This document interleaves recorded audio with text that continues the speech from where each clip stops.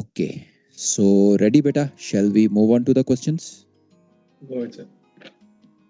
Okay. All right, beta. Great. Okay. So this was the last question which we did in the last class. Now moving ahead, beta. Moving ahead.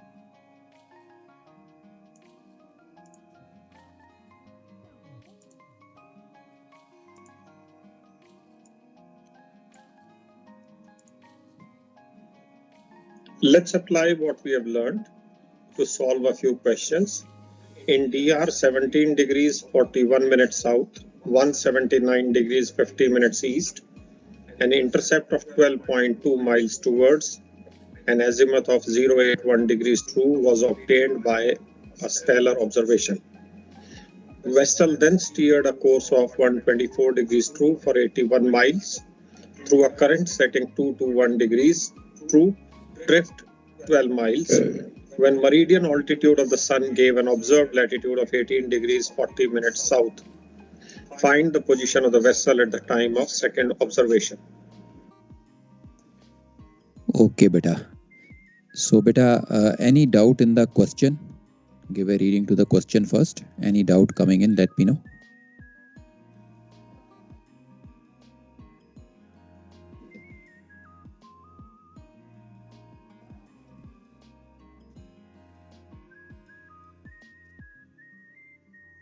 Great.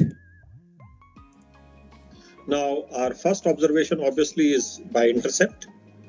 So we need to get the position through which to draw the PL and also the direction of the PL. But to be able to see through the question, it's important that we make a rough diagram for this question and then figure out which part we have to calculate mathematically and then eventually perform the plotting part. So here we have the DR which comes up here, the time of first observation. Azimuth that time is 081, comes up on the screen. Intercept is towards, 12.2 miles towards, represented by blue line. This is the ITP, and here you have point X as the ITP, and you get the first PL. Now, vessel is somewhere on this PL passing through X at the time of morning, or the first observation rather. Now, what do we do then? Now we have to apply the run and the current. We allow for current. So we take any point on the first PL, and obviously point X stands out by default, being the ITP. So we apply the ship's run from X.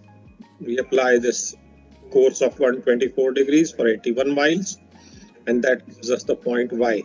Now all this plot is not to scale, it is rough plotting. At Y we apply the current, 221 for 12 miles, and we get point Z. From chart work knowledge, we know X to Z is our CMG and distance made good, CMG and DMG. Now we know that point X stands transferred to point Z. So point X, through which the first PL is drawn, is now transferred to point Z. That means if we can mathematically calculate point Z, provided we know the coordinates of point X. But we do not have the coordinates of point X. On the contrary, we have the coordinates of this DR. But we know the direction of X and the distance. So if I have to see from this DR and I have to come to point Z, then this is one leg that needs to be done. This is the second leg, and this is the third leg which has to be covered. So instead of, there could be two ways of doing it. One is you calculate the coordinates of X, but that is again going to be time consuming. If we just put all these three legs together using the day's work concept, which we are all very familiar with, we can directly get the coordinates of point X. So this diagram is not to the scale, but let's see now if we work out the coordinates of X. Beta, up to here, have you understood? Any doubts coming in? Understood. No, sir. Very good, beta. Go ahead.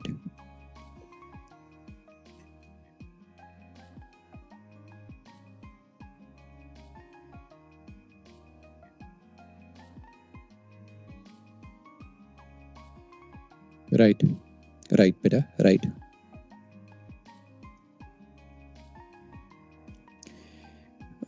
Beta, if you find the position X using a diagram, you will have to make two plots.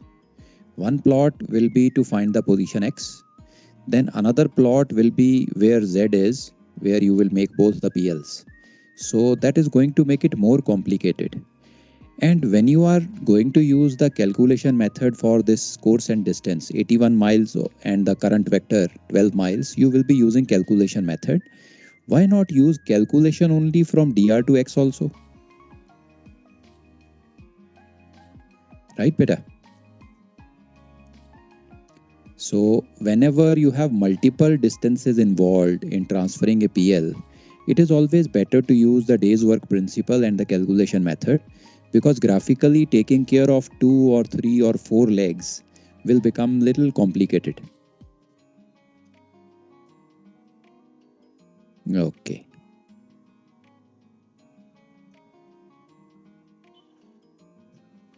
Table we are all very familiar in the day's work. So in the remarks, we have the first would be this intercept leg.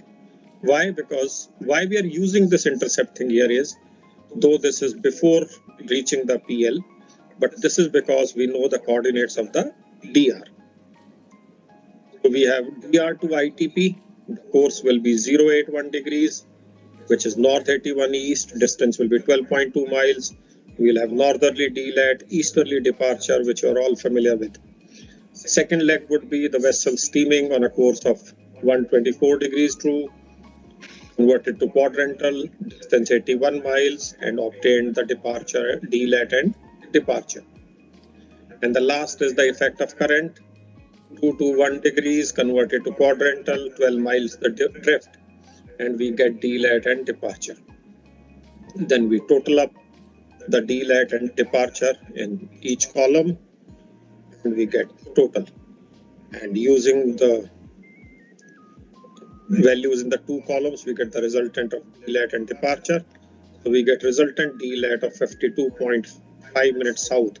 This resultant delat is the delat from dr lat to latitude of point Z. And our point of interest is point Z. As long as I can get the coordinates of point Z, I'm not interested in the coordinates of point X. Up to here, any doubts coming in, beta? No doubt, sir. Very good, beta. Great. And departure from DR to Z is 71.3 minutes east. We know then what to do. DR lat is known to us, 17 degrees 41 minutes south. D lat we have just obtained to point X, and we apply, we get the latitude of point Z. So we have got the latitude of point Z. We obtain the mean lat between DR lat and Z. We convert the departure into D lat. Sorry, we convert the departure into D long, my mistake. And the D long comes to 1 degree 15 minutes east. We apply this D long to the DR long, and that shall give us the longitude of Z. And therefore, at the end of this working, we are able to obtain the coordinates of point Z. So that means when I go to the graph, I don't have to plot the DR, I don't have to plot this first PL, I don't have to plot this triangle.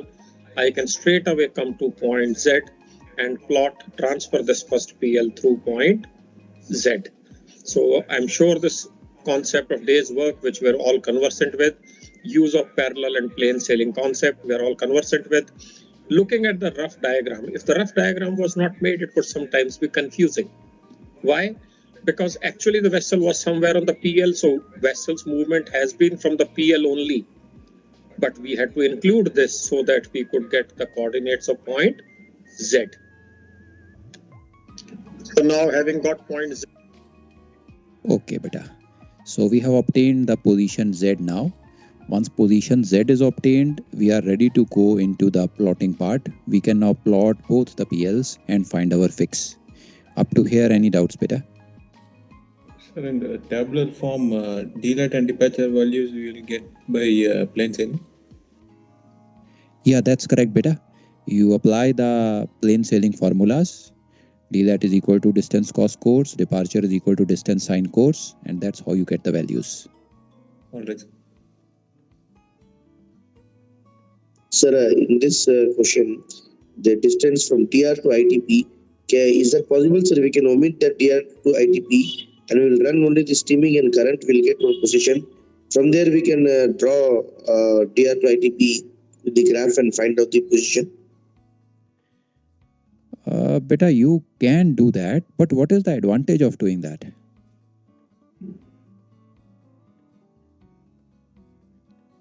See, calculation has to be done. Even if you omit the dr2x leg, calculation you will still have to do, but your plotting will increase, right?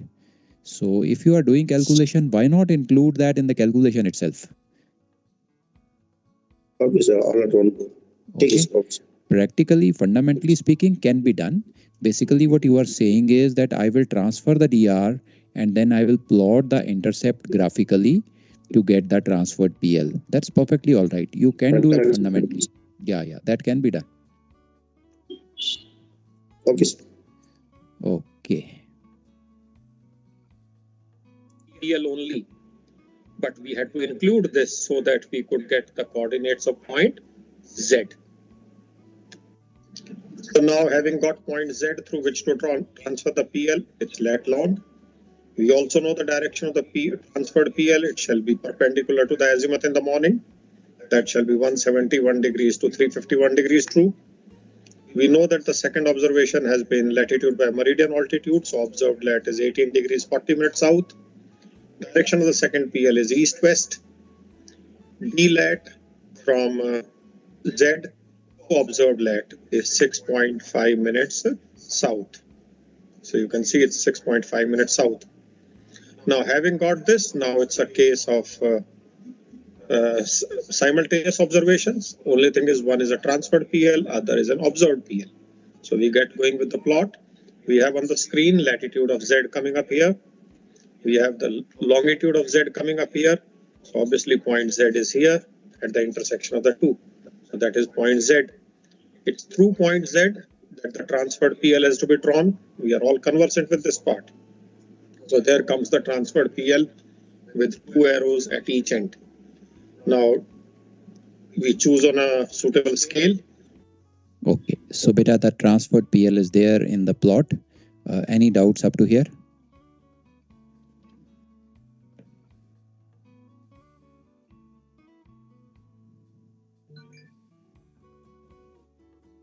Very good, beta. Great.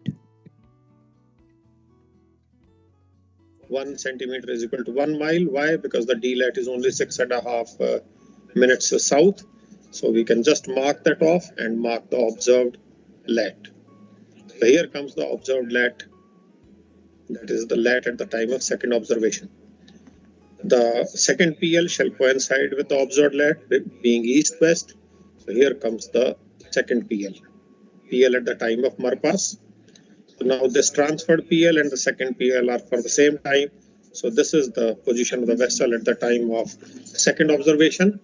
And now we know that the latitude is directly visible on the screen. Okay. So we have the second PL also as well as the fix in the plot now. Any doubts up to here?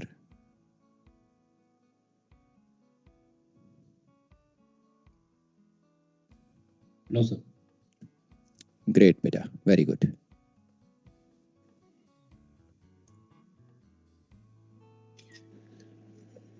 We can read off the departure on the screen from the graph, which is 1 minute east from longitude of Z.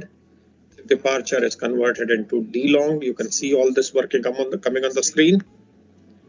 And then that D long is applied to the longitude of Z. And that gives us the fixed long.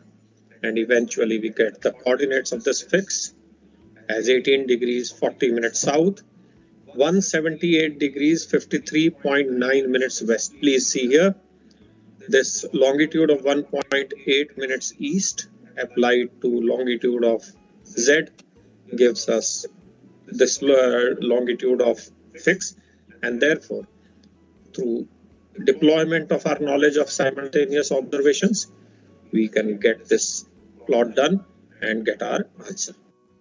We take one more question.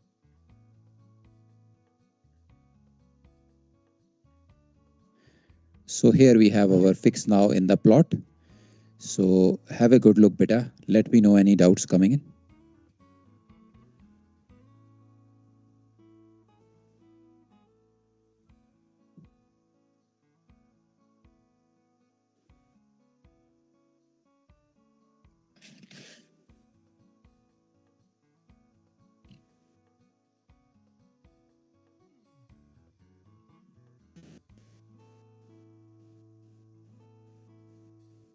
Clear, beta? Understood? चलें आगे? Yes, sir. Okay, good. Deployment of our knowledge of simultaneous observations, we can get this plot done and get our answer. We take one more question. At 0830 hours in DR 48 degrees 30 minutes north, 024 degrees 20 minutes west, an observation of sun gave an intercept of 4 minutes towards an azimuth of 100 degrees true. Ship course and speed were 250 degrees true at 14 knots. Later at 11:30 hours, having run up DR for calculation, please pay attention to the phrase, having run up DR for calculation, a second observation of the sun on azimuth of 175 degrees true gave an intercept of 3 minutes away.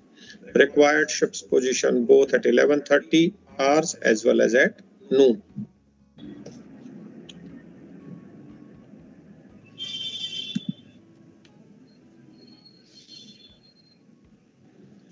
Now, first we'll draw a rough diagram to figure out what is to be transferred and then mathematically calculate the transferred position. So let's first draw the DR at 8:30 hours. We draw the first PL. So this is the azimuth. We mark off the intercept towards the azimuth. That becomes the ITP. We draw the first PL here. So we get the first PL, which is perpendicular to this azimuth. So direction of the PL is 010 degrees to 190 degrees true. Now, before you apply run, please go back to the question. It says second observation, that is 11:30 observation, which is also an intercept observation, has been solved by using a DR, 11:30 DR, which was obtained by running up the earlier DR, that means 8:30 DR.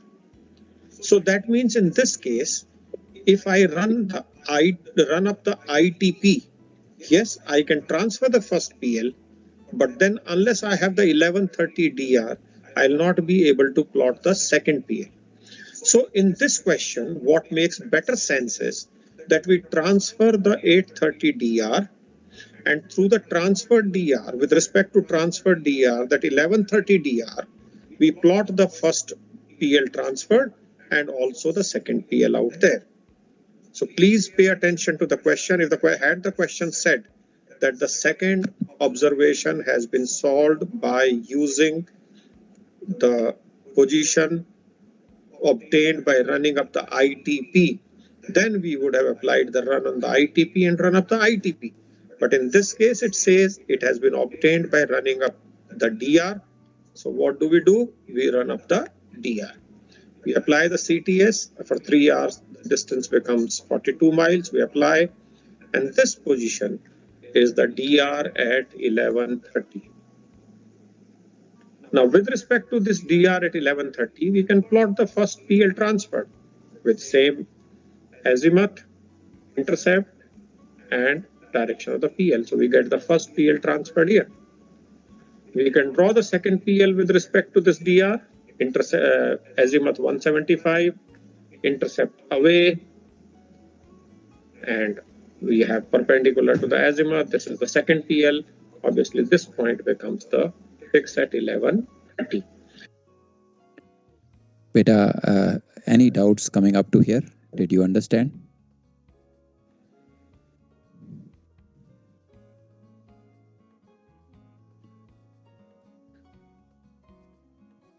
Sir इसमें DRA ही क्यों किया गया था? DRA late D R lot को साथ transfer किया गया। Okay बेटा, अगर डीआर ट्रांसफर नहीं करते तो फिर क्या ट्रांसफर करना पड़ता हमें?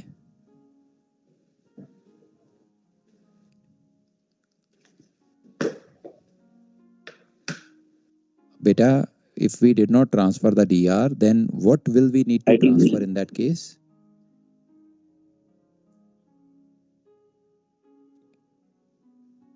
ITP. ITP. Now tell me, if we transfer the ITP, I agree that you can transfer the first PL, okay? You will exactly reach at the ITP of the transferred PL. You can draw the transferred PL. But how will we draw the second PL, second observation? Because second observation is plotted with reference to transferred DR. So we will not get the transferred DR in that case, na? Yes sir, yes sir. Clear? Clear, beta? Yes sir, yes sir, yes sir. Okay. So you need to be very careful about the wording which is given in the question. Yeah. Yes, yes, DR position calculate. Right. Plot में sir पहला हम लोग 11:30 calculation करके 11:30 वाला पहले बताएंगे ना sir, तो उसके बाद सेकंड वहीं से लेंगे। Yeah, that's पहला correct, beta. We will calculate the 1130 DR and then we are going to plot both the PLs. And now this fix, what we got here is 1130 fix, correct, sir? Yes, that's 1130 fix, beta.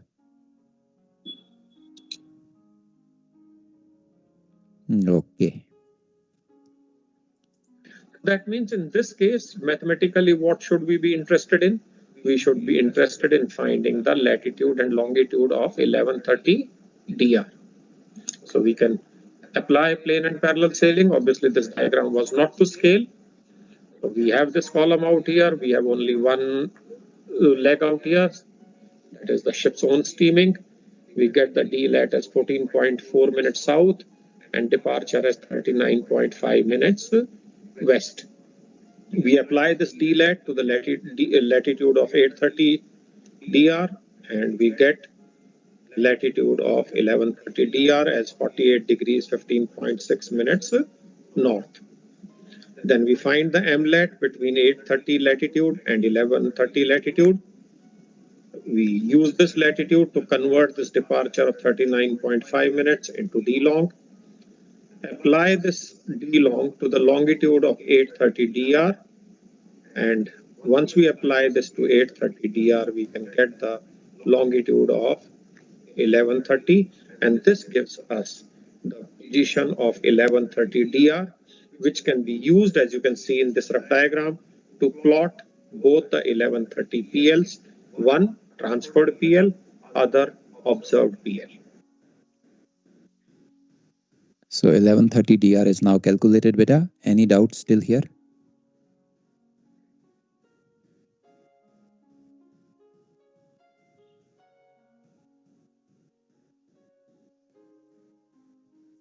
Very good.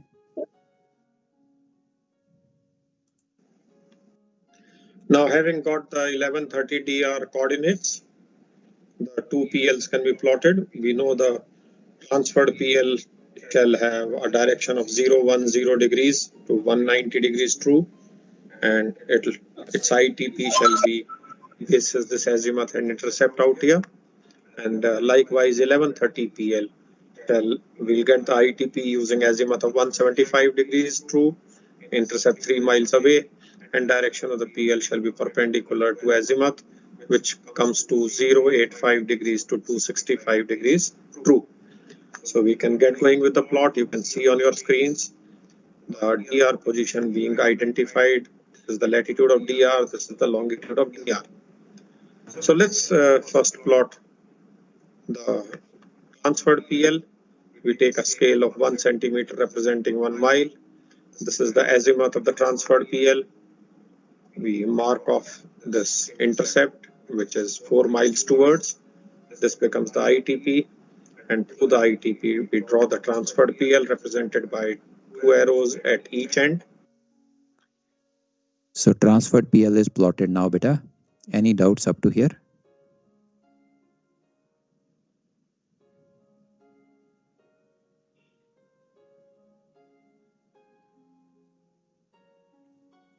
Very good. Then we mark off azimuth for the 1130 PL 175. This is the 175 azimuth. And we have the intercept in the away direction, 3 miles. We mark off the intercept here. This is the ITP then. We draw the second PL marked with single arrows. Why? Because that's a celestial PL, observed PL and not a transferred PL. Therefore, this becomes the fix at 1130. Now we can measure its DLAT from DR lat. We can measure the departure from DR long, convert the departure into D long and apply it to the longitude of the DR, and we can get the coordinates. You can see DLAT is measured off using this scale, comes to 3.4 minutes north. So is the departure, which comes to 4.7 minutes east. And then from the plot, we can apply these and get the position at 1130. 1130 fixed latitude then comes to 48 degrees 19 minutes north. Departure can be converted to D long, applied to the longitude of 1130 DR, and that gives us the longitude of the fix as 25 degrees 12.4 minutes west. So we have obtained the 1130 fix here, beta. Any doubts up to here? No, sir. Great, beta. Very good.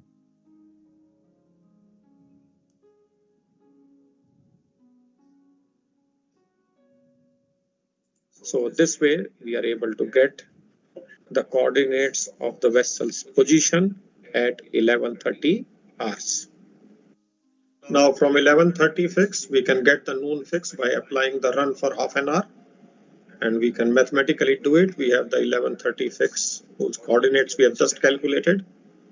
Now for half an hour, we apply the run. The vessel's course is 250 degrees true. In half an hour, the distance shall be 7 miles. We get the corresponding DLAT and departure. This DLAT can be applied to the latitude of 1130 fix, and that will give us the noon lat. Using the MLAT between 1130 lat and 1200 lat, we can convert this departure into D long, apply that D long to the longitude of 1130 fix, and that gives us the noon longitude as 025 degrees 22.3 minutes west, and hence we get the coordinates of the vessel's position at noon on that particular day. And that's how this question can be completed.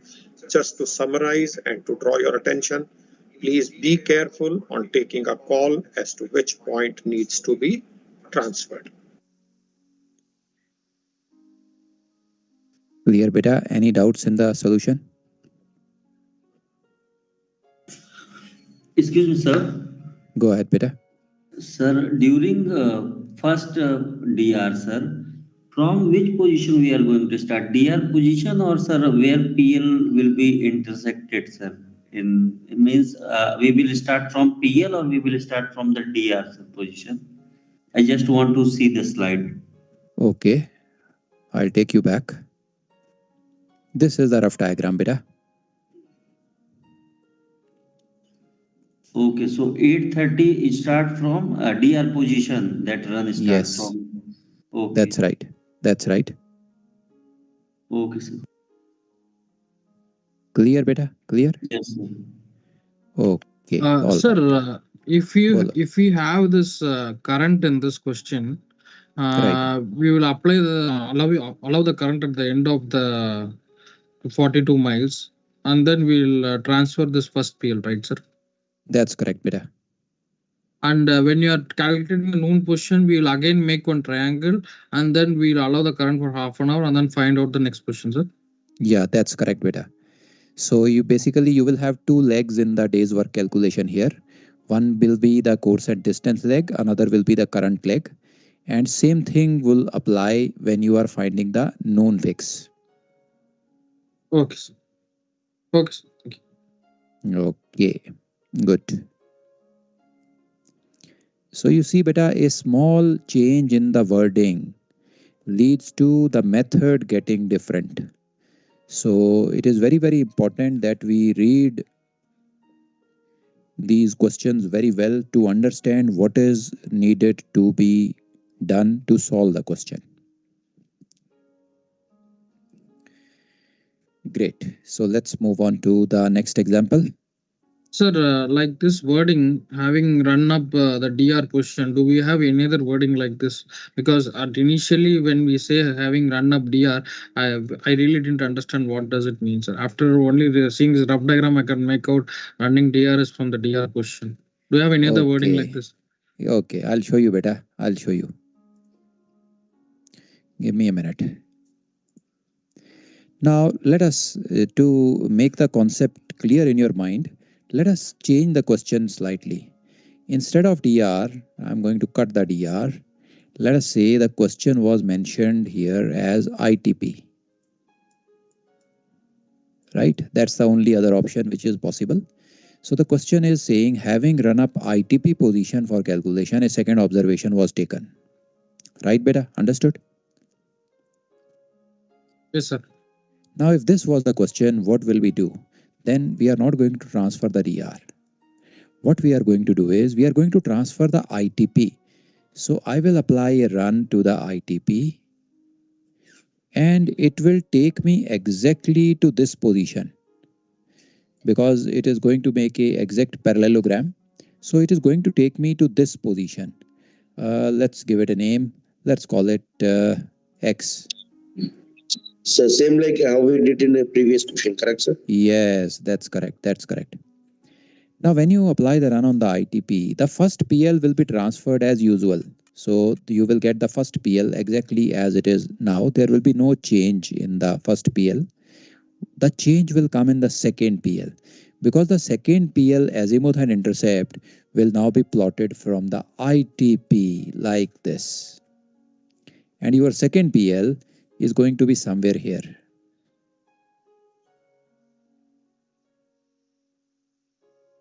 And the fix is going to change. This will be the fix then.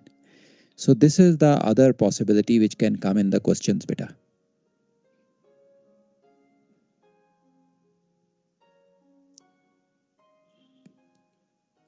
Getting clear? Okay, sir. Okay, good, beta. Good, very good.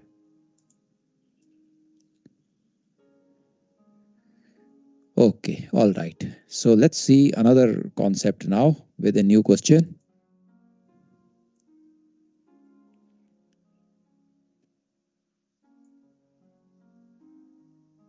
Noon longitude as 025 degrees 22.3 minutes west, and hence we get the coordinates of the vessel's position at noon on that particular day, and that's how this question can be completed. Just to summarize and to draw your attention, please be careful on taking a call as to which point needs to be transferred. Now we have a question which involves transfer of position circle.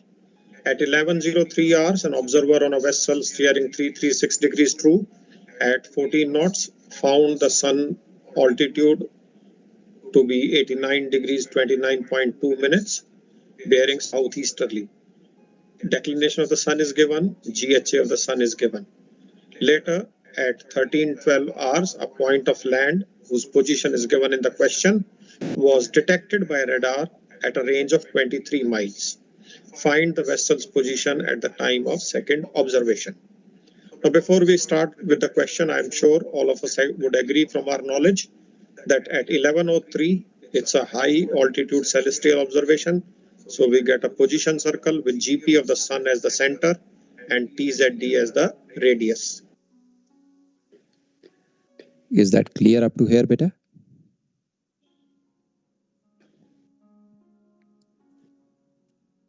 Very good. At 13:12, we again get another position circle with the point of land as the center and radar range as the radius. Now, since we have two position circles separated by a certain interval, we need to run up the first position circle, and to do so, we'll have to transfer nothing else but only the center of the first circle.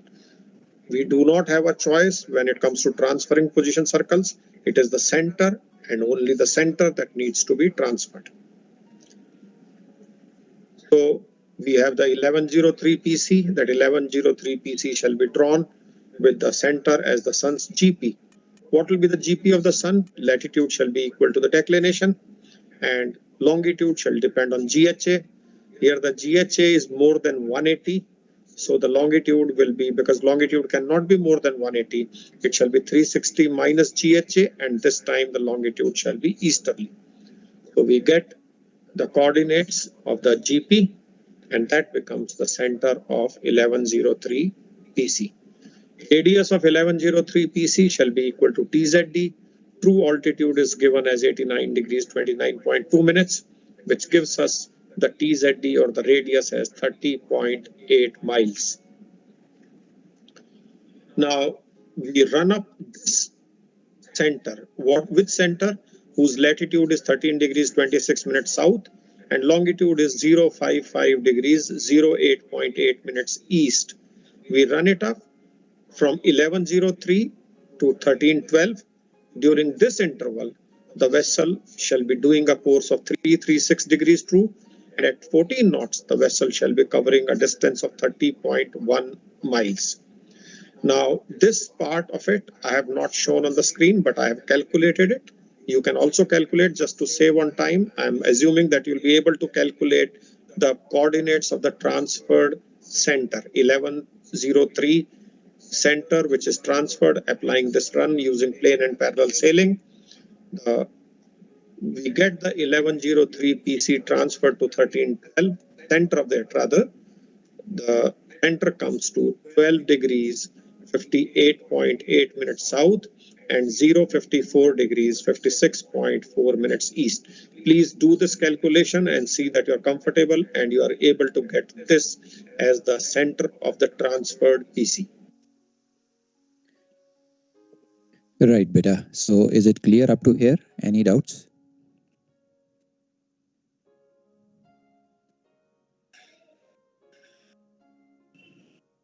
Sir, excuse me, sir. Go ahead, beta. Sir, the radius is whatever 30.8 is calculated, sir. Sir Right. इसका थोड़ा explanation मिल पाएगा sir कि ये कैसे लिया अपन ने TZD का? बेटा मुझे एक बात बताओ. Yesterday I showed you a slide where we saw how a high altitude observation is plotted. तो उसमें मैंने Yes, आपको sir. बताया था कि सर्कल का सेंटर क्या होगा और रेडियस क्या होगा. You remember? Yes, sir, बताया था sir. So what was the radius? Have a look बेटा. नोट किया था कल? सर रिकॉर्ड है सर, बट थोड़ा सा मतलब I cannot recall, sir. इसीलिए डाउट आ रहा है बेटा.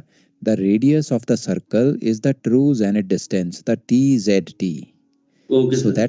that's why we have taken the radius as TZD, which is 30.8 miles. TZD is 90 minus true altitude. Okay, yes, sir. Okay, beta, clear? Yes, yes, sir. Thank you, sir. Okay. So can you explain again one more time how we get this center position? You mean to say in a high altitude observation, how do you get the center and the radius? No, sir. Below then this transferred PC position. Center. Okay. Beta, this high altitude observation was taken earlier, 1103, right? Yes, sir. Yes. Now the second observation is taken at 1312. Yes, sir. So we will need to transfer this position circle from 1103 to 1312, right? Yes, sir. Now to transfer a position circle, we have to transfer its center. The run is applied on the center of the circle. So we have the center of the circle as 1326 south, 0558.8 east. We apply the run, which is 336 and a distance of 30.1 miles. This is the distance. So when you apply this course and distance to this center, you get the transferred center, and that is what is calculated. Okay, sir. Okay, sir. Now we can plot this transferred center And if we draw a circle with a radius of 30.8 miles, it will be our transferred PC. Okay, sir. Okay.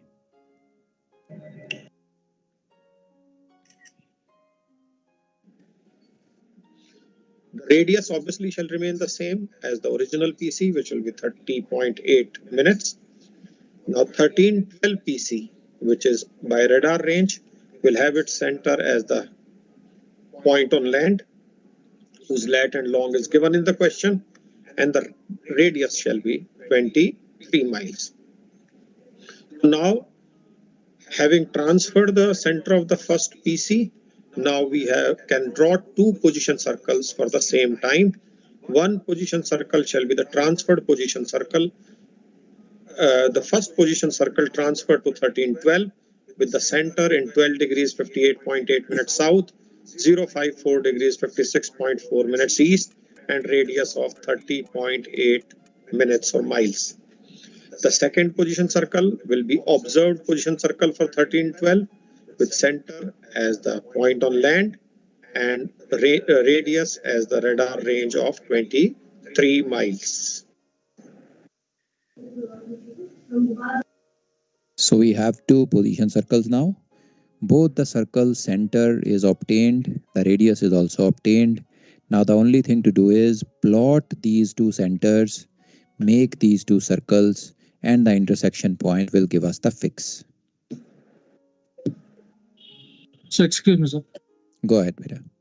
For this transferred PC, the center is calculated by this day's work type, sir. Yeah, that's correct, beta. Plain sailing, day's work. Okay, sir.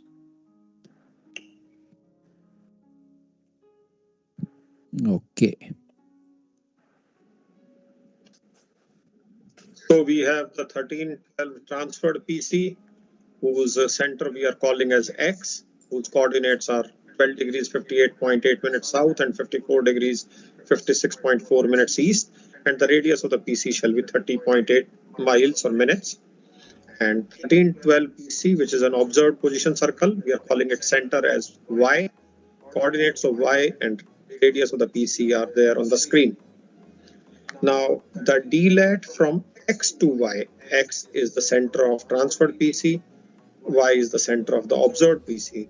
DLAT between their centers happens to be 40.8 minutes north. That means Y is 40.8 minutes north of X, and D long between the two happens to be 11.4 minutes west, and MLAT between the two is 12 degrees 38.4 minutes south.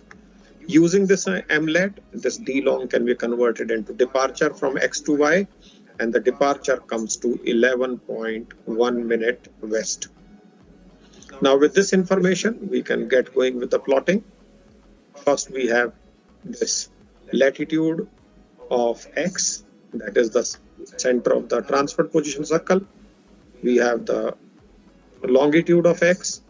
Obviously, this point is the point X.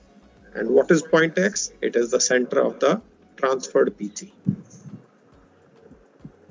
Up to here, any doubts, beta? No, sir. Good. Yes, sir. This DLAT X and D long, that this whatever written in the pink, sir. Can you explain this one, sir? Okay, beta. Now you see, beta, we have two circles to be plotted. One is the transferred PC, whose center is at 1258.8 south. Another is a observation taken at 1312. Its center is at 12 degree 18 minutes south. So we have taken the difference of latitude between these two, 1258.8 and 1218. That comes to 40.8. Okay, sir. Okay. Similarly, we have the longitudes 54, 56.4 and 54, 45. The D long between them is 11.4. Okay, got it, sir. Got it. Okay, got it, beta? Then we converted the D long into departure, okay, using the D long departure formula, and that comes to again 11.1 minutes departure. Yes, sir, got it. Okay. Now, using a suitable scale we have taken is 1 centimeter representing 5 miles, because distances involved are slightly larger, like 23 miles and 30 miles, and therefore the scale is 1 centimeter is to 5 miles.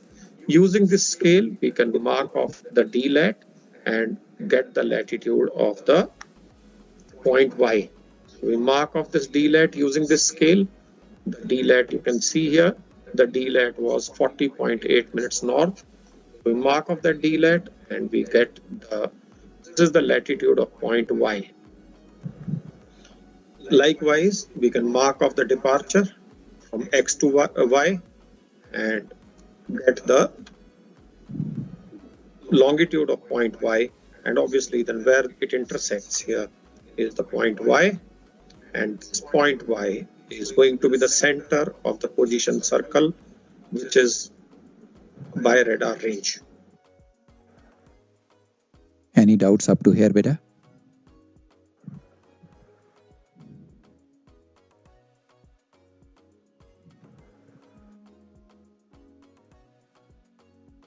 Good. So what we have done, we have plotted point X and Y. Now with point X as center and radius of 30.8 miles, using the scale of 1 centimeter equal to 5 miles, we draw the transferred position circle, and this one is the transferred position circle which has come on the screen. Likewise, with Y as center and radius of 23 miles, using the same scale, we draw the 1312 observed position circle. This is the 1312 position circle, and this is the 1312 transferred position circle. Both the position circles are on the plot now, transferred PC as well as observed PC. So any doubts up to here? So this radius also we have divided by 5, sir, to the scale. Yeah, that's right, beta.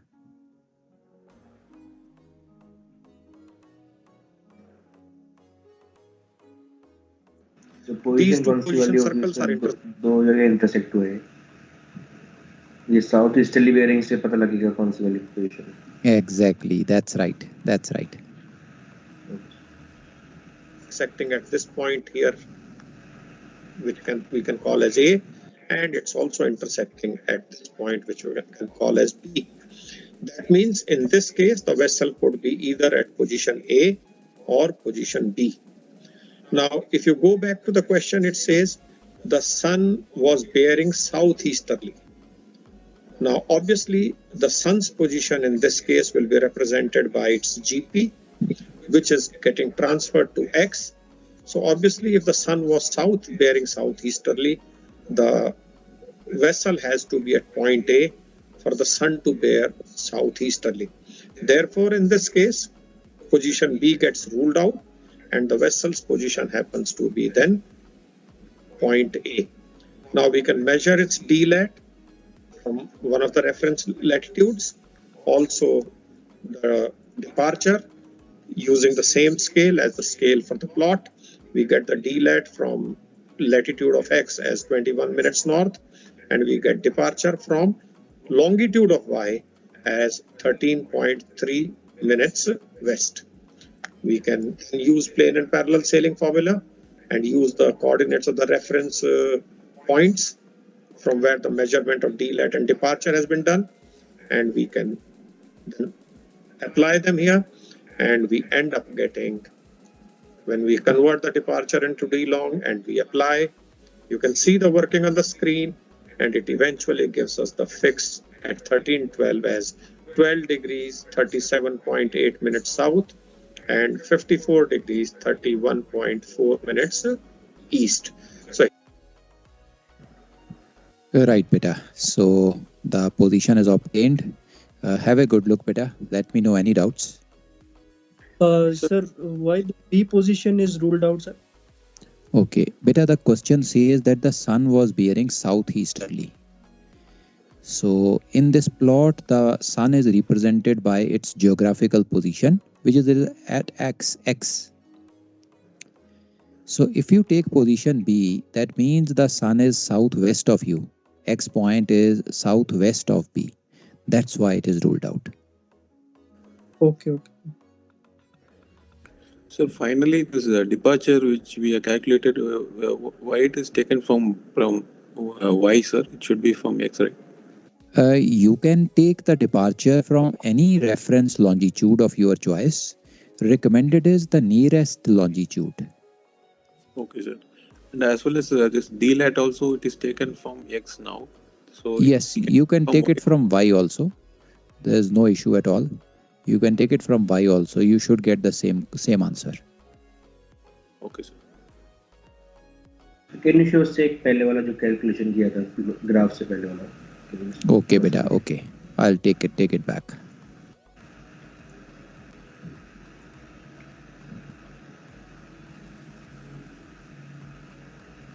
Here it is, beta. Yes, sir. Okay, sir. Thank you. Okay.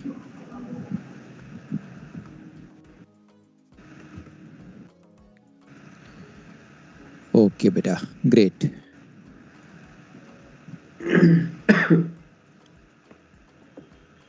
Very good, beta. So these were the staggered plotting questions. So I hope that you are gaining confidence in staggered plots now. I'm closing the screen. So this cocked hat and index error we will also do. That I'll show you. Uske liye I'll have to show you through presentation. That method it has got a lot of steps. So I'll show you that, beta. I'll show you that now. So that is the only thing remaining. Yes, sir. Okay, great. So these questions are done. So for staggered, same like GC, you gave a set of questions with solutions. Same like that, you have a set of questions with solution in the staggered, so that we can practice more. I think your practice is quite more much for this. I'll give you, beta. I'll give you. Okay. Okay, all right. So beta, let's take a short 5 minutes break and then we start with cocked hat. Okay? Okay, let's go, beta. Let me put up the presentation.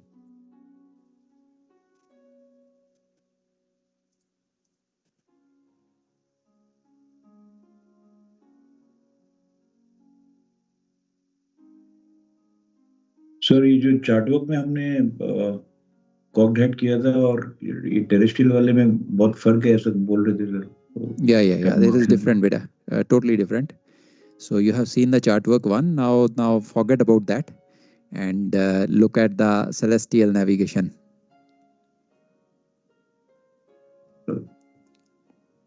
Okay. Let's now move on to the topic of resolution of a cocked hat. So first of all, let us see what does a cocked hat mean. Whenever 3 or more bearings are taken from a ship and they do not intersect at a single point, instead they form a triangle. This triangle is known as a cocked hat. Now usually when we fix the position of the ship, we take two observations, two position lines, and wherever those position lines intersect, that is the position of the ship. Now in case 3 observations are taken and there are 3 position lines, and when we plot them on the chart, and if we observe that these 3 position lines do not intersect at a single point, but instead they make a triangle, then that triangle is known as a cocked hat. Now the doubt which arises in our mind is, what is the reason why these 3 PLs are not intersecting at a single point? The reason for the formation of a cocked hat, or the reason why PLs are not intersecting at a single point, is because of some error. There is some error in one or all of the PLs, because of which they are not intersecting at a single point. If there was no error, all the 3 PLs would have intersected at a single point only. Now there are two possibilities of formation of a cocked hat. Cocked hat can be formed in case of terrestrial bearings. Terrestrial bearings means bearing of land-based object. Say for example, you have 3 lighthouses and you take the bearing of these 3 lighthouses, and when you plot it on the chart, it does not intersect at a single point and makes a triangle. Now this kind of triangle or cocked hat, which is formed because of land-based object bearings or position line obtained from land-based object, is known as a terrestrial cocked hat. Let us first see how do we resolve a terrestrial cocked hat. Now the very important and the foremost thing which should be clear in our mind is that if unknown errors of different signs or magnitudes are present on the different bearings, it cannot be resolved. That means if the error present in the position line is not a similar error in all the 3 observations, or in other words, you can say one of the observation is having an error, the other 2 are accurate, or 2 observations are having an error, but the third one is accurate. In this case, the error is not same on all the 3 bearings. If the error is not same, the cocked hat cannot be resolved. The only possibility where cocked hat can be resolved is when the error in all the 3 position lines in all the 3 bearings is same. Now, if we ascertain that the error is the same, how the same error can be generated? It can be generated because of a compass error. You were taking bearings with a gyro compass and you did not apply the compass error, or you did not know the compass error. So that's why the cocked hat was formed.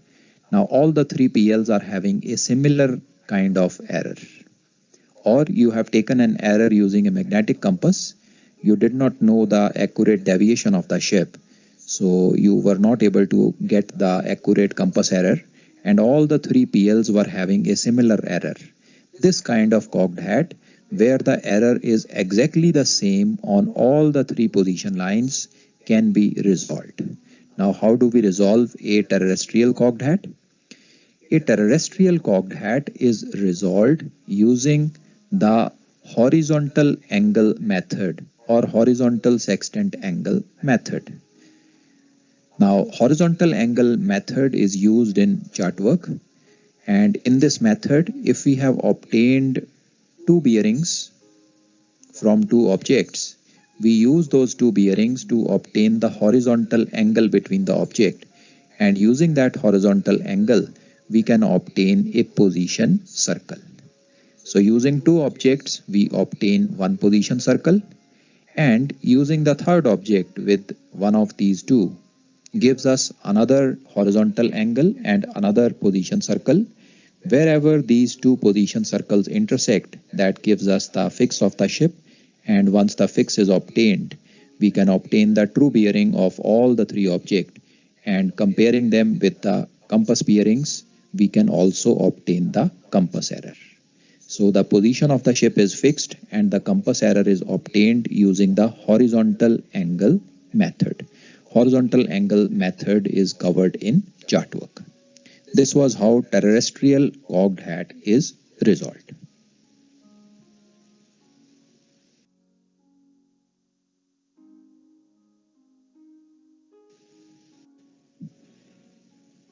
Let's now move on to the resolution of a celestial cocked hat. A celestial cocked hat means that we have taken 3 observations using celestial objects and we have obtained 3 position lines. When we plot these 3 position lines on the chart, they do not intersect at a single point and instead make a triangle. This triangle is known as a celestial cocked hat. Now when we are resolving a celestial cocked hat, the first important point to be clear in our mind is the same one, and that is that in case the error in the 3 position lines is different. then it cannot be resolved. The foremost condition for resolution of a cocked hat is that the error in the three position lines should be similar, of same sign and same magnitude. If the error in all the three PLs is similar, then the cocked hat can be resolved. Now, for resolving the cocked hat, the first thing which we need to check is that whether the three bearings are contained within 180 degrees or not. Now, what does this step mean? Let me explain to you.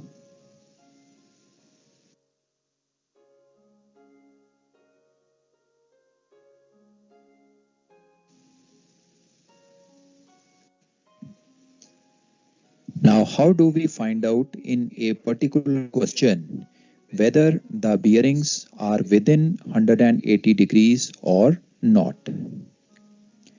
We can easily understand it using a simple example.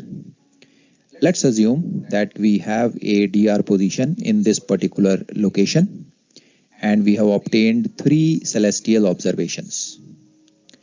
Let's assume that the first observation was taken using the red colored star. It is identified as star 1 and is having a azimuth of 050 degrees. Let's mark the azimuth in the diagram.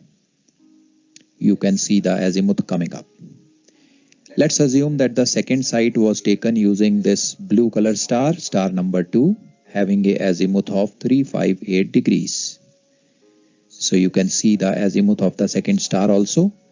Let's assume the third PL was obtained using the green color star, marked as star number 3, on an azimuth of 330. We are just assuming some values to understand the concept of how to identify whether bearings are within 180 or not.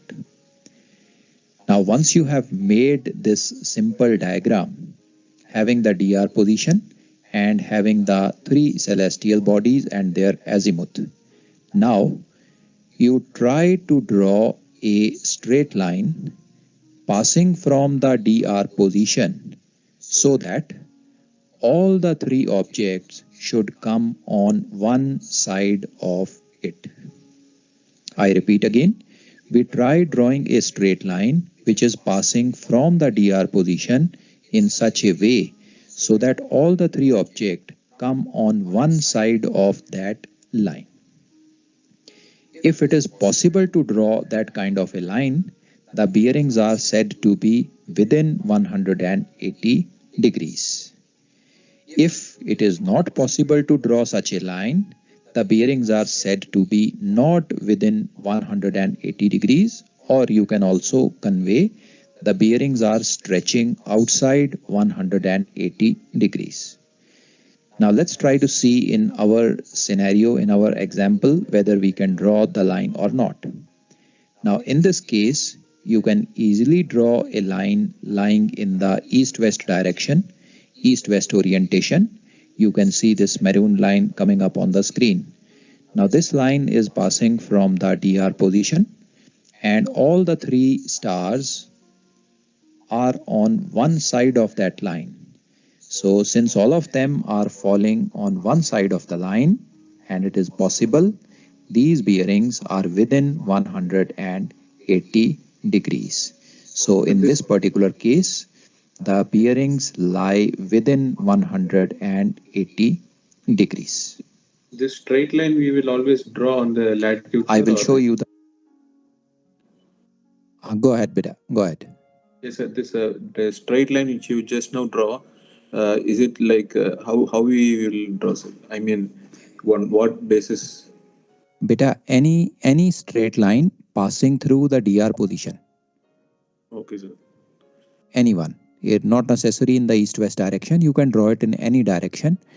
So it should be drawn in such a way that all three stars come on one side of it. If it is possible to do that, bearings are within 180. Okay, sir. Let's say if I have drawn the line from star 1, I have crossed it on the opposite, then it still comes 180 within all yes, three. that's correct, beta. It will still come. Okay, sir.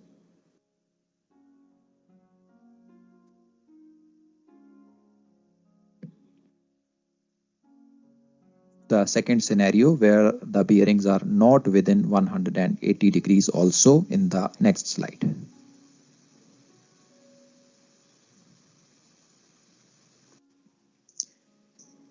Let's now try to see an example where the bearings do not lie within 180 degrees or they are stretching outside 180 degrees. We follow exactly the same procedure. We make a small diagram, rough diagram. First we plot the DR position. You can see the DR position coming up on the screen. Then we plot the three celestial bodies and their azimuth. We have the red star, which is star number 1 at an azimuth of 050. You can see the azimuth coming up on the screen. The second star which we used in this example is the blue colored star, star number 2 on an azimuth of 178 degrees. Let's mark the azimuth of the star. And the third star which we use for this particular example is the green colored star, marked as star number 3 on an azimuth of 330 degrees. You can see the azimuth of all the three stars coming up in the diagram. Now if you try to draw a straight line passing from the DR position, it is not possible to draw a line in such a way that all these three objects, all these three stars, star 1, star 2 and star 3, they lie on one side of the line. It is not possible to do that. Whichever line you draw from the DR position, you will see some of the stars will lie on one side of it and some of the star will lie on the other side of it. So in this particular case, it is not possible to draw a straight line passing from the DR position in such a way that all the three objects come on one side of it. So that tells us the bearings in this case are not contained within 180 degrees. They stretch out of 180 degrees. They are not contained within 180 degrees.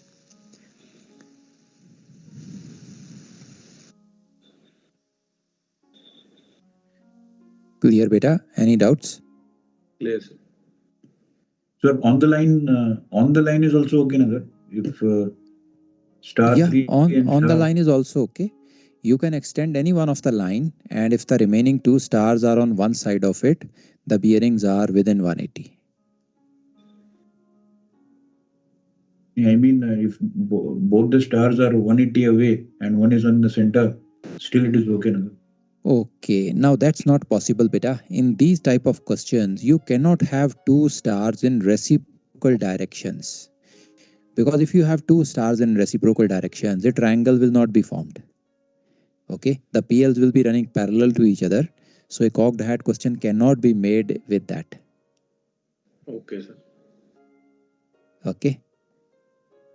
Okay, sir.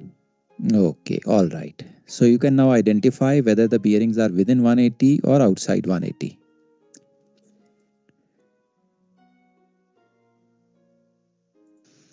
Identify कैसे करें कि within the 180 degree है sir? बेटा ये पिछली दो slides में हमने क्या किया है, आइडेंटिफाई तो किया है.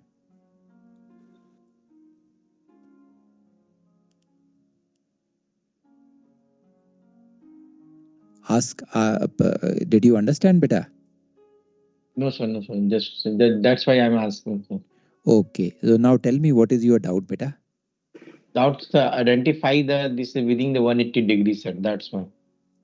Okay, so you want to identify whether the bearings are within 180 or outside 180. You have doubt in both of them, within 180 also, outside 180 also? No, sir. First, I know if I know the one within the 180 degree, automatic will be I know, sir, 180 degree more than. Right. Now for within 180 beta, if you can draw a line from the DR in such a way that all the three stars come on one side of it, like you see in this situation right now. If you get this kind of a scenario, the bearings are within 180. So can you do this?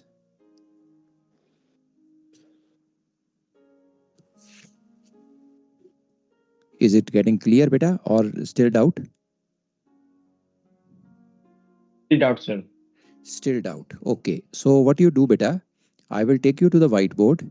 You write down 3 bearings of your choice. Okay. Any 3 bearings. Okay. जिसमें भी आपको doubt आता है, any 3 bearings, just note it down. We will try to test them whether they are within 180 or outside 180. Okay. Yes, sir. Let's go.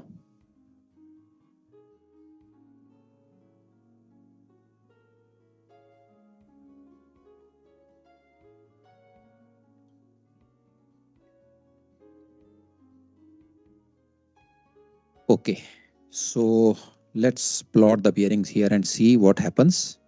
First, I will make north, south, east, west, the 4 directions. Okay, now you tell me, beta, the 3 bearings of your choice.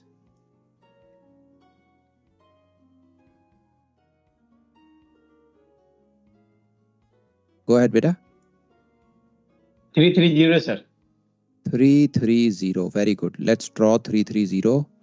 This is 330. So I have drawn 330. Bearing 1. Great. Next one. 050, sir. Same as 050. So here is 050, beta.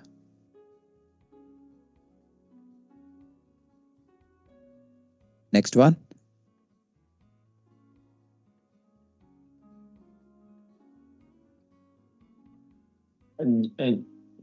335, sir.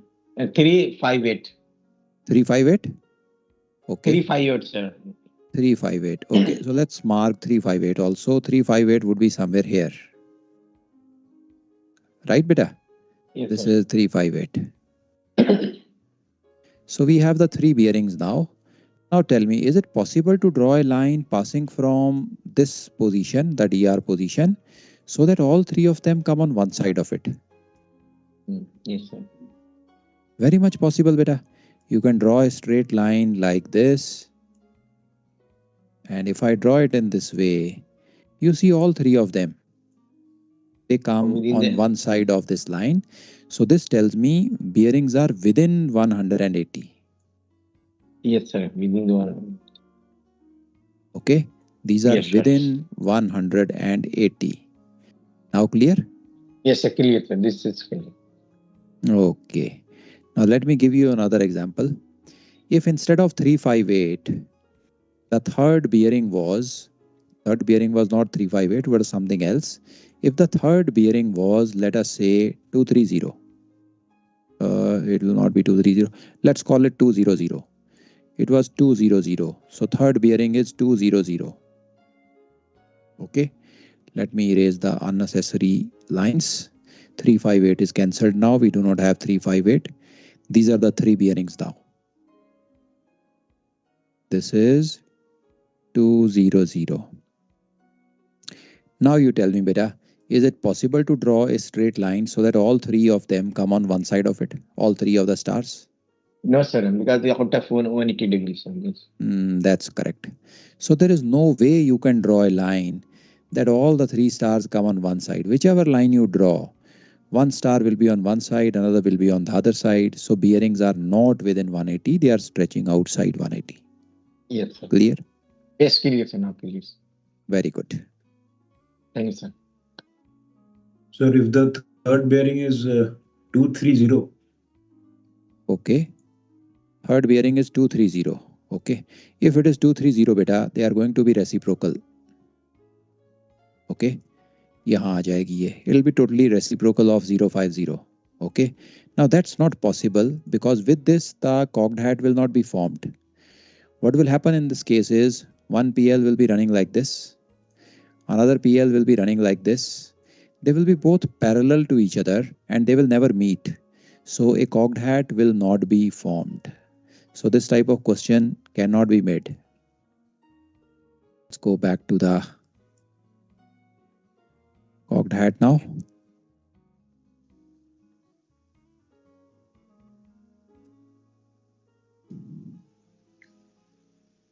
Now, once we have identified whether the bearings are contained within 180 degrees or they are stretching outside 180 degrees, we can now start the procedure to resolve the cocked hat. So we are now going to see the first example in which the bearings are not contained within 180 degrees. So in our plot, first of all, we mark the DR position.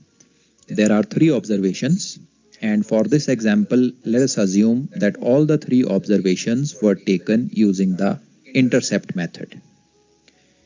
So you can see the first celestial body, the first star, red color star coming up on the screen. This was used to obtain our first PL. This is star number 1. Let's mark off the azimuth of star number 1. You see the azimuth coming up. Now let's assume the intercept was towards. If the intercept is towards, then from the DR position, we go towards the star up to a distance equal to the intercept, and the point where we reach is the ITP, intercept terminal point. So you can see the ITP point coming up on the screen. The position line passes from the ITP and is perpendicular to the azimuth of the body. So we can now see the position line of the red star coming up on the screen. The first position line is plotted. Let's assume that the second star which we used was the blue star in this location. This is star number 2. Let's mark the azimuth of the star. And let's assume that in this case also the intercept was towards. So from the DR position, we go towards the star equal to a distance which is equal to the intercept obtained, and we reach up to the ITP, intercept terminal point. You can see the ITP coming up. The position line will be passing from the ITP and will be perpendicular to the azimuth of the star. So let's mark the PL. You can see the number 2 PL, the blue color PL coming up. It is passing from the ITP and it is perpendicular to the azimuth of the star. This is position line number 2. Now let's mark the third celestial body. You can see the green star coming up. Let's mark the azimuth of the star. Now this star site was also worked out using the intercept method, and let's assume the intercept was towards in this case too. So from the DR position, I go a distance equal to the intercept towards the star, and I reach up to the ITP, intercept terminal point. ITP point is marked, and the PL passes through the ITP. Sir, your voice is echoing, to the azimuth of the body. Echo हो रहा है sir. Sir, voice is echoing. voice echoing.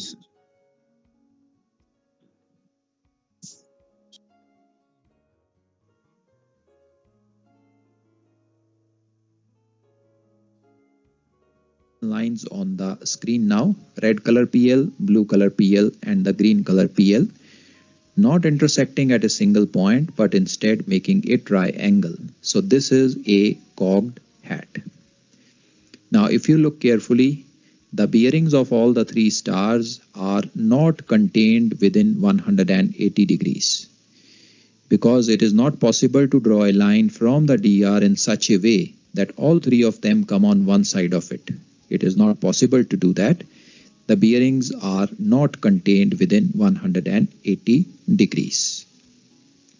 Now how do we resolve this cogged hat? Now for resolution of the cogged hat, you see this triangle which is being formed has 3 vertices. Let's name the topmost vertex as A. Excuse me, sir. Can you tell me why it is not within 180? Because Okay, beta, try drawing a line from the DR position in such a way that all the 3 stars come on one side of it. Can you do that? yes, understood, sir. Sorry. Okay. Yes, sir. Okay. Okay. Okay. Now this angle of the triangle which is being made, represented by this blue color arc, we have to bisect this angle, or we have to draw the angle bisector of this particular angle. The second vertex where the red and blue lines intersect is marked as Bravo, and the third vertex is marked as Charlie. So as mentioned earlier, we now have to draw the angle bisector. So we draw the angle bisector of angle A. You can see the dotted line. It is the angle bisector of angle A. It divides angle A into two equal parts. The dotted line shows the angle bisector. I mean, Similarly, we draw the angle bisector for angle B. You can see the angle bisector for angle B also coming up. And likewise, you draw the angle bisector of angle C. You can now see the angle bisector of angle C also coming up. All these three angle bisectors should intersect at a single point. This is a geometry principle that all the three angle bisectors of a triangle intersect at a single point. And this point where the angle bisectors intersect is the fix of the ship. So you can see the fix symbol coming up. We have a circle and also signified as fix. So this is how we resolve the cocked hat when the bearings are not contained within 180 degrees. So very simple method. Draw the three position lines, have the cocked hat or the triangle on your plot, draw the angle bisector of all the three angles of the triangle, and wherever these intersect, that point is the fix of the ship. So whatever angle for A which I bisected should be the same value I should use for B and C, right? I didn't get you, beta. Which value? Let's say I have bisected the angle A. I got the one line, right? Right. So the same value I should be using for B and C, right? Value for what, beta? We are bisecting angle A, right? First we will take some value, we'll cross from red line and green line and... No, don't take any value, beta. Let's assume that this angle A is 60 degrees. You take a D, take a protractor, measure this angle. Let's say this angle is 60 degrees, divide that by 2, right? It becomes 30. Make a 30-degree angle either with the red PL or with the green PL, any one of them, and you get the angle bisector. Okay, sir. So likewise, I need to measure for angle B, then divide by 2, whatever is coming, then I bisect. That's correct, beta. If angle B is 40 degrees, you divide it by 2, half will be 20. Make a 20-degree angle either with the blue PL or with the red PL, you get the angle bisector. Okay, sir. Clear, beta? Any more doubts in this?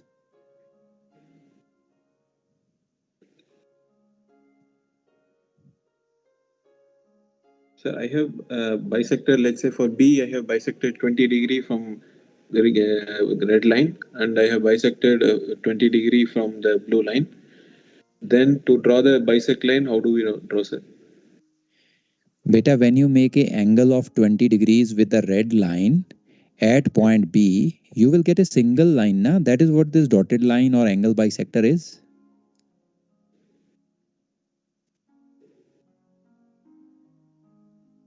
You have a 360-degree round, beta. You have it.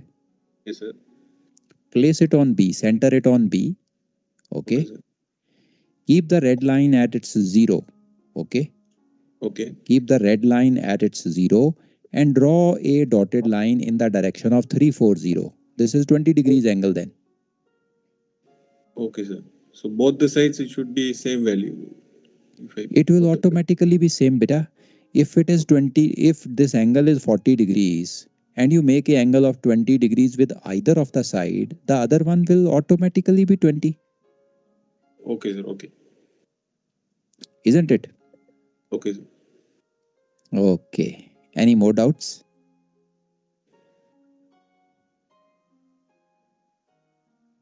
Very good, beta. Great. That was the resolution of a cocked hat, bearings not contained within 180. Now let's see the second case. The second case is a little complicated, so pay attention.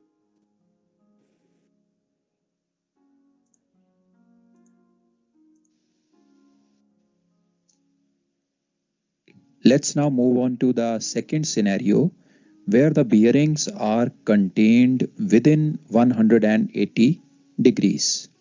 Let me show you an example. Let's assume that we have the DR position at this particular location. You can see the DR latitude and longitude coming up on the screen. Let's assume that this was the first star which we used for our site. This is star number 1.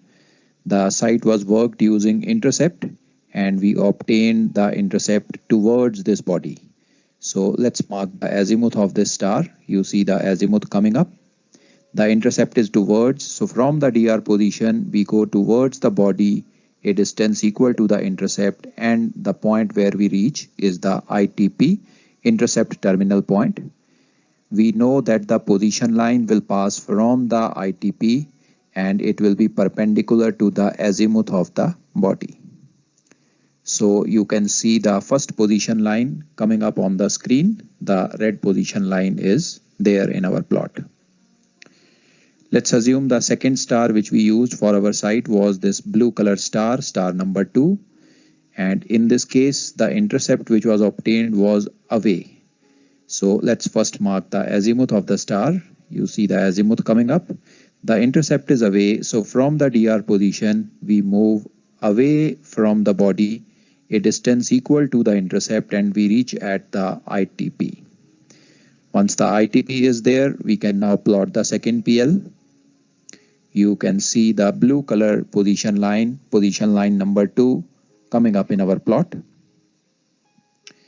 Let's assume the third site which we had taken is by using this green color star, star number 3, again worked out with intercept, and the intercept is towards in this case also. So from the DR position we go towards the body a distance equal to the magnitude of the intercept.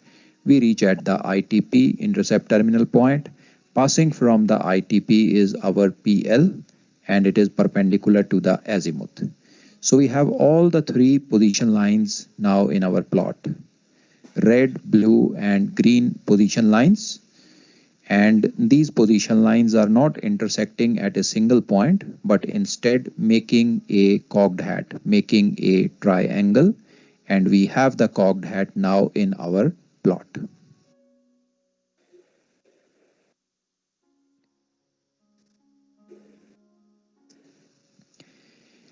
Now you can easily see in this diagram that the bearing is contained within 180 degree. The bearing stretch of the 3 stars is contained within 180 degrees. How can we check that? Very easy to do. The method was to draw a line from the DR position in such a way that all the 3 celestial bodies fall on one side of that line.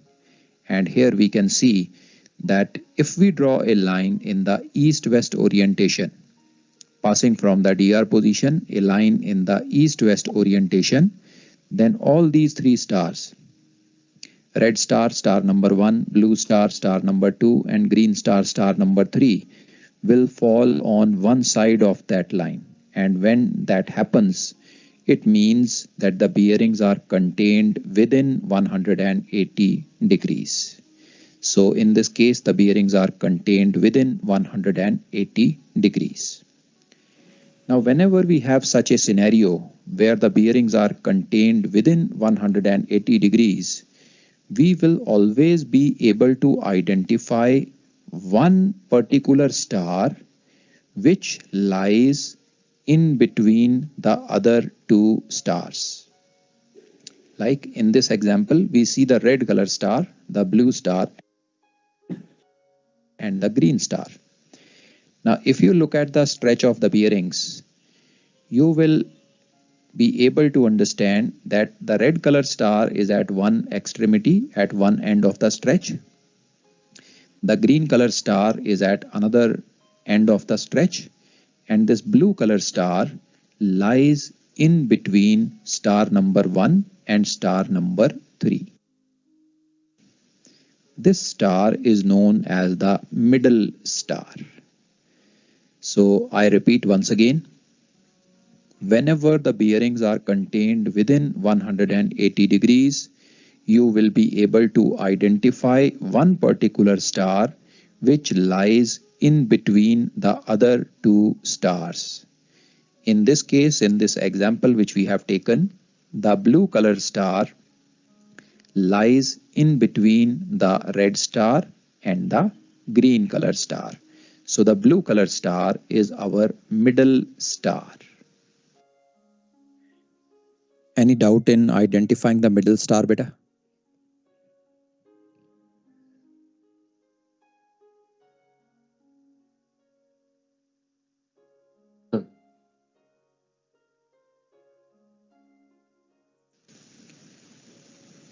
Now, once the middle star is identified, the next thing which we do is to identify the position line associated with the middle star. So we can see the position line number 2, the blue color position line, is the one which is associated with our middle star. This PL, the blue color PL, position line number 2, is specified as the middle PL, middle position line. Any doubt in middle PL? Clear, sir. Now, once we have identified the middle PL, in our case the blue color PL, you will see that this middle PL is involved in making two angles of the triangle. Let us name the vertices of the triangle. This vertex, let's name it as A. The second vertex where the red and blue lines intersect, let's name that as B, Bravo. And the third vertex where blue and green lines intersect, let's name that as Charlie. So we have the three vertices of the triangle, Alpha, Bravo and Charlie. Now you will be able to see that our middle PL, that is the blue color PL, is involved in making two vertices or two angles of the triangle. These angles are angle Bravo and angle Charlie. Angle alpha is not associated with our middle PL in any way. Angle Bravo and angle Charlie have the middle PL as one of their arms.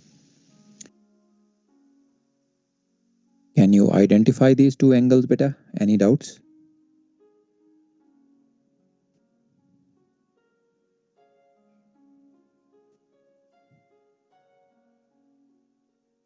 So we have to identify the two angles which are connected with our middle position line. In our case, angle Bravo and angle Charlie are connected with the middle PL, which is the blue color PL.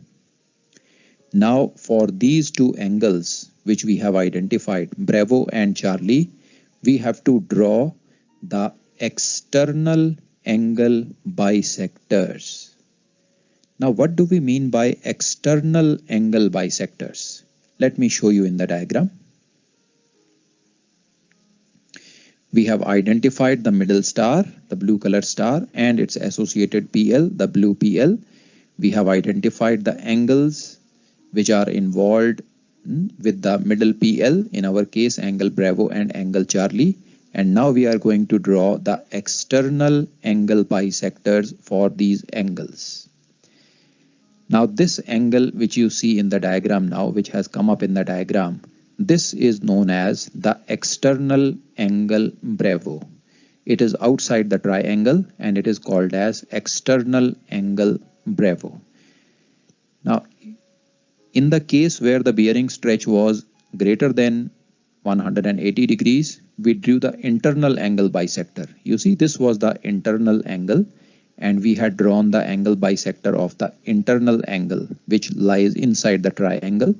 But now in this case, we are going to draw the angle bisector of the external angle bisector.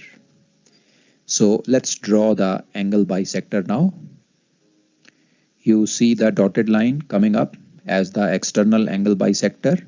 this is going to divide this angle into two equal parts. So we have the external angle bisector for angle Bravo in our plot. Now we do the same thing with angle Charlie, angle C. We draw the external angle C. You see the external angle Charlie coming up in the plot, and we draw the angle bisector for this external angle. So you can see the external angle bisector coming up. This also divides angle Charlie, external angle Charlie, into two equal parts. So we have drawn two angle bisectors for Bravo and Charlie. Now for the third vertex, that is alpha, we draw the internal angle bisector as usual. So let's draw the internal angle bisector A. You have the internal angle coming up in the plot, and we now draw its internal angle bisector. You see the dotted line internal angle bisector of A coming up, and you will see that all these three angle bisectors will intersect at a single point. Now this is also a geometry principle. The external angle bisectors of two angle and the internal angle bisector of the third will also intersect at a single point, and this point is our fix in this particular case. So you see the circle coming up, that is the symbol of the fix, and you see it written as the fix in the plot. So this is how we resolve the cocked hat when the bearings are contained within 180 degrees. Important thing to see here is that the fix in this case will always be outside the triangle or outside the cocked hat. In the case, first scenario where the bearings were not contained within 180, the fix was inside the triangle or inside the cocked hat. But in this particular case, where the bearings are contained within 180 degrees, the fix of the ship will be outside the cocked hat or outside the triangle, and it will always be towards the direction of the middle position line. Our middle position line was the blue PL. So you will see the fix will always be on the side outside the triangle towards the side of the middle PL, middle position line. So with this, we complete the resolution of the cocked hat in the scenario when the bearings are contained within 180 degrees.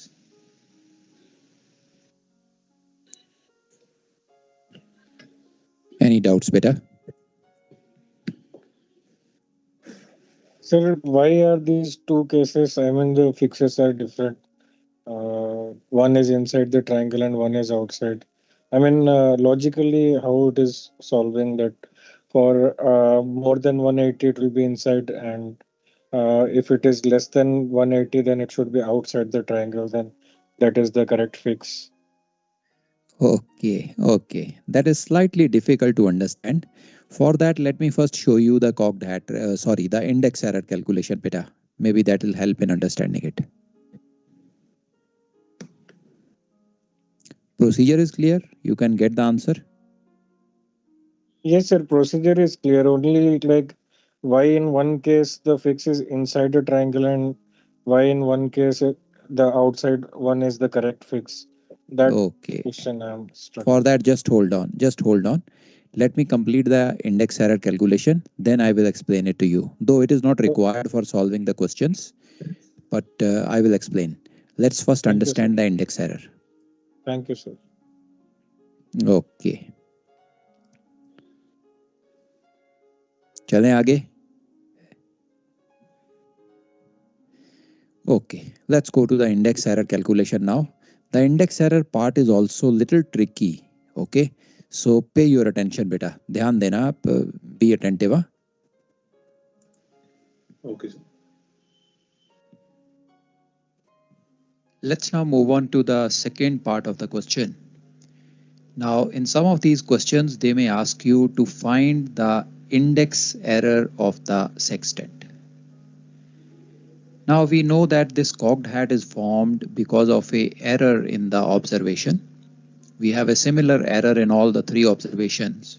If there was no error, all the three position lines would have intersected at the fix of the ship, but they are not intersecting at a single point, and they are instead making a triangle, and the reason for that triangle as there is some error. Now if this is caused by an index error and we are required to find the index error of the sextant, how can we obtain it from the cocked hat? Let's see. Now for finding the index error, we have to select any one of the position lines. Any one of the PL can be picked up. So let's, for our example sake, we pick up the PL number 1, the red color PL. You can pick up the blue PL, or if you want, you can pick up the green PL. All the three position lines are going to give you the same answer. So for our example sake, we have picked up the red color position line.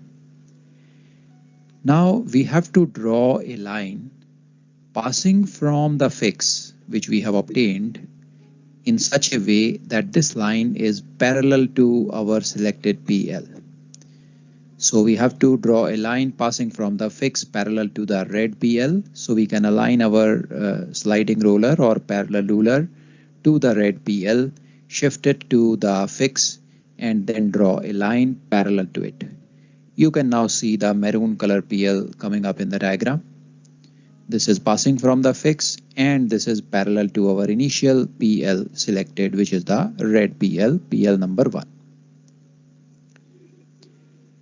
Now if the position line did not have any error at all, if this red color position line obtained from star 1 did not have any error, it would have exactly passed from the fix, and it would be the maroon color PL then. So this maroon color PL is basically the position line without the index error, and the red color PL, which was used in making of the triangle, making of the cocked hat, is the position line with error. So the red position line is the PL with error, and the maroon color position line is the PL without error, or it is the accurate PL. Now the distance between these two position lines, the perpendicular distance between these two position lines, gives us the index error of the sextant. Let me show you in the diagram. You see this maroon color arrow coming up. This shows the perpendicular distance between these two position lines. The red color PL having the error, and the maroon color PL without any error, the accurate PL. This index is what is the index error of the sextant.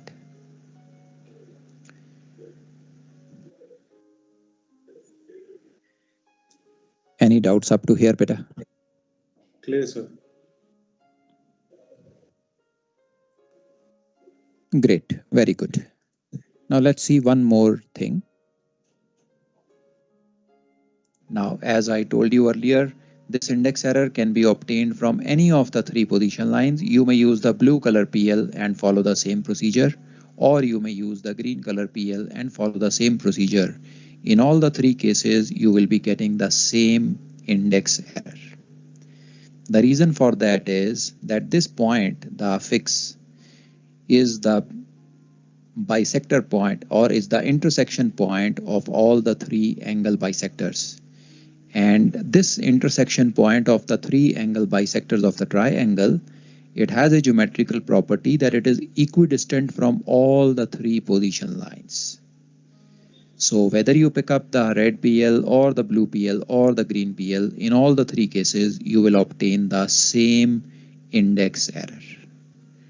Now this distance between the two PLs gives us the index error. You can measure this distance as per your scale, and the index error magnitude is known.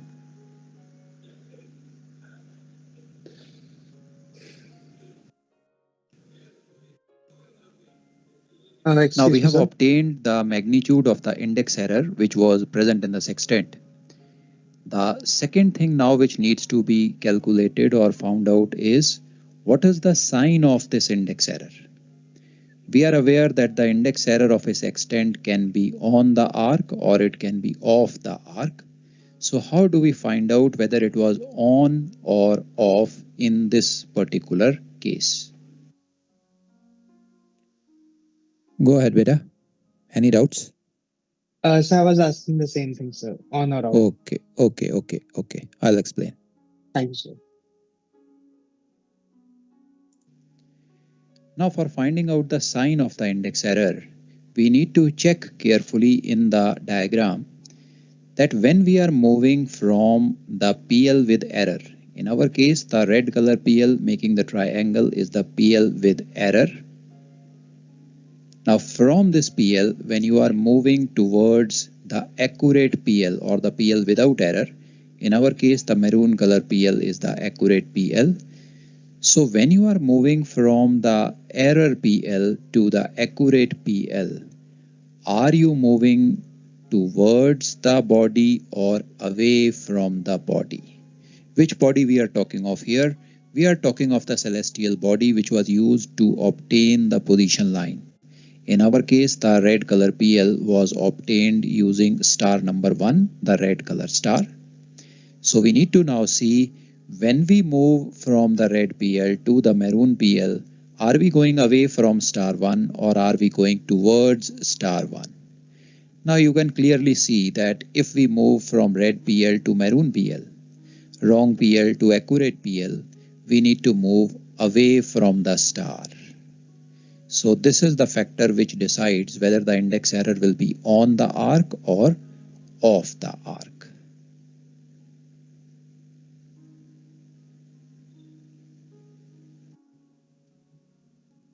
Now we have seen from our plot that when we are moving from PL with error to the accurate PL, we have to move away from the body, away from the celestial body, in our case the star 1.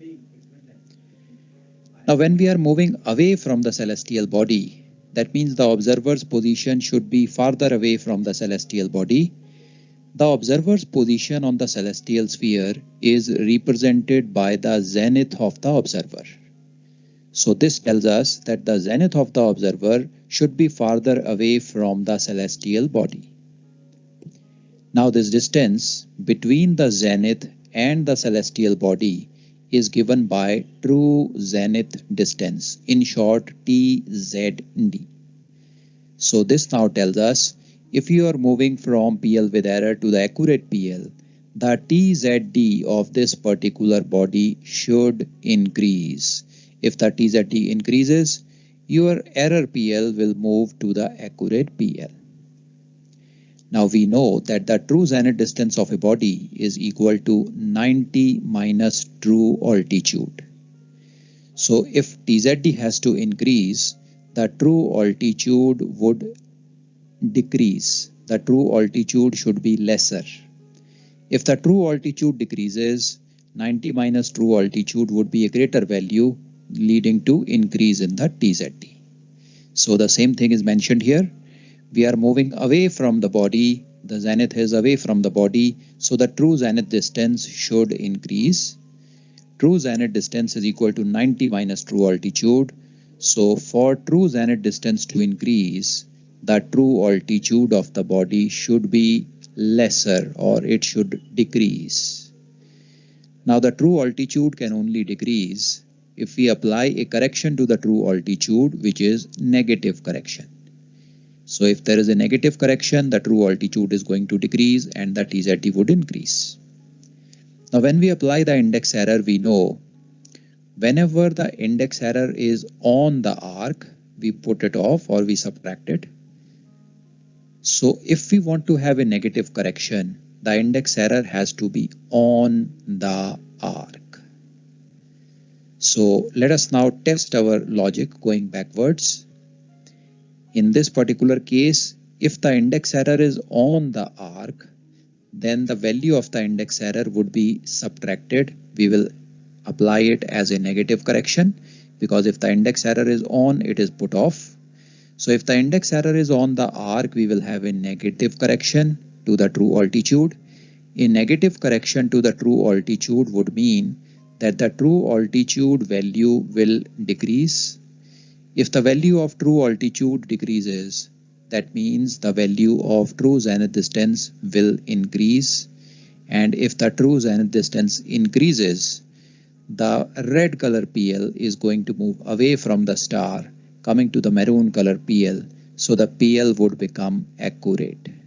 So our correction in this case, index error correction, is on the arc. So if you are moving away from the body, the index error should be on the arc.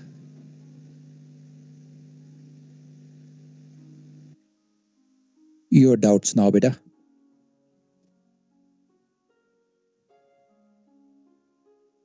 Sir, this method is index error method also applicable for the triangle contained within 180, sir? Any triangle, beta, any scenario, this is applicable to all. Okay, sir.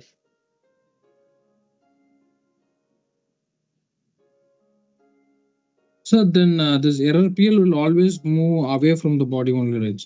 All the cases. Not always, beta. There can be a scenario where you move towards the body. There can be a scenario that depends upon the question setter. So if it moves towards the body, you know the index error has to be off the arc. Then the fix has to be outside this PL with error. For a body to move towards the star, the fix has to lie outside the error PL. Yeah, that's correct. Either the fix has to lie outside, or maybe the azimuth of the stars are something else which makes it possible. Okay.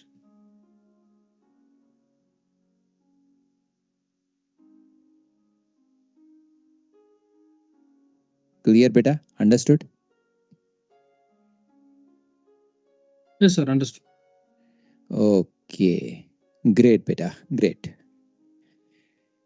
Now, this will complete the question. As far as the solving of the question is concerned, it takes care of the solution, beta.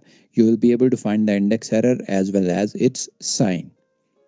Now, one more thing which I am going to explain to you is, अब आपने doubt पूछा था why that the fix is getting outside. Okay, now let's go back to that triangle. अब जो मैं समझाने वाला हूँ, even if you don't understand this does not in any way affect the solving of the question. So even if you don't understand what I'm going to explain now, it is perfectly all right. Okay, beta? Yes, sir. Okay. So let's go back. Okay, great. Now we go back to the scenario where the fix was outside. So bearing stretch contained within 180 degree and the fix was outside. Now let us assume that the fix was inside. We make the fix inside here. Okay. Now what happens is, if you consider star 1, going from the PL to the fix, you are going away from the body. Right? Agree? Yes, sir. Okay. Test it with green star. From the green PL, if you go towards the fix, you are going away from the body. So it works well with the green star also. Right? Yes. Now try it out with the third PL, the blue PL. If you go from the error PL towards the fix, are you going away from the body or towards the body? Towards the body. So that is where the problem lies. Whenever you go from the PL to the fix, for all the three bodies, it has to be the same. Either for all three, you should be moving away, or for all three, you should be moving towards. If this is the fix, you are always moving away from the body in all the cases. That is why the fix is outside. Clear, beta? Yes, okay. Yes, got it. Now you will not get this fundamental anywhere in any of the books. It is not mentioned there. Okay. So if you have understood, it's a great concept, a great fundamental. And if somebody tries to push you in orals or something, And if you explain this to him, he will certainly be very happy with you. Very good, Thank you, beta. sir. Great. Sir, So go one ahead. question. Sir, when the fix is outside, when the stars are more than 180 degrees apart, then in that case, how will you find out, sir, this index error, sir? You mean to say the case which is exactly on display right now? Yes, sir. Yes, sir. Okay, beta. Let's do it. Pick up a PL of your choice. Red, green, blue. Red, sir. Red PL. We have picked up the red PL. I will follow exactly the same procedure. I will draw a line parallel to the red PL passing from the fix. So let me do that.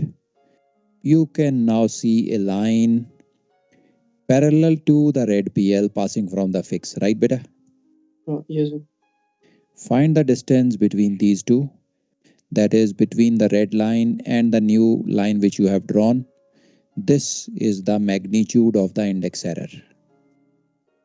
Okay, same case. Okay. Exactly. And when you are going from wrong PL to right PL, you are going away from the body. The body is star 1. If you are going away from the body, it has to be on the arc. Oh, okay, sir. Okay, understood. Exactly same procedure. You can do it with the blue PL, you can do it with a green PL. You will get exactly the same answer in all three. Okay. Reason for that is, let me explain you a one little more concept.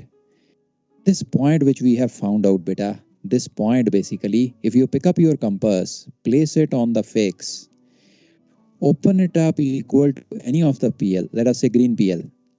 I draw a perpendicular to green PL. I keep my compass centered at the fix, radius equal to the green PL, and you draw a circle. That circle is going to touch all the three PLs like this. This is how the circle will be. And this fix is basically equidistant from all the three lines. Okay. So this is how we get the index error and the fix. अगर ये नहीं भी समझ में आया तो it is perfectly all right. Just forget about it. Nobody will ask you this deep. Yes, sir. And sir, just to clarify, just to distinguish between the terrestrial and the celestial cocked hat, just correct me if I'm wrong. In the terrestrial one, we were just bisecting the lines, position lines. Correct, sir? Right, beta. Okay. Thank you. Right. There you bisect the lines. Here you bisect the angles. Okay, sir. Thank you. Okay. Great, beta. Understood?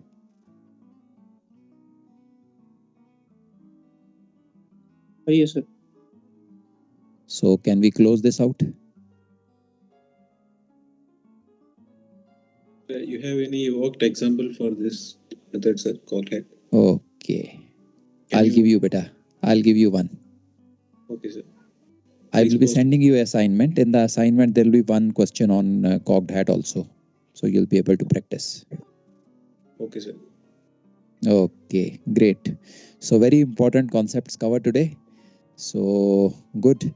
And I will send you the assignment today by in some time. I should be able to send it to you. So work on that assignment. And next lecture, we are going to go into the PZX triangle and the rational horizon diagram. Okay? Okay, sir. So, okay, question number 5 and question number 6 is done. That's done. Number 5 and 6 is done. We are moving to part C, 7, 8, and 9. Right, sure. Okay. Great, beta. That's all for today. And I'll see you in the next class.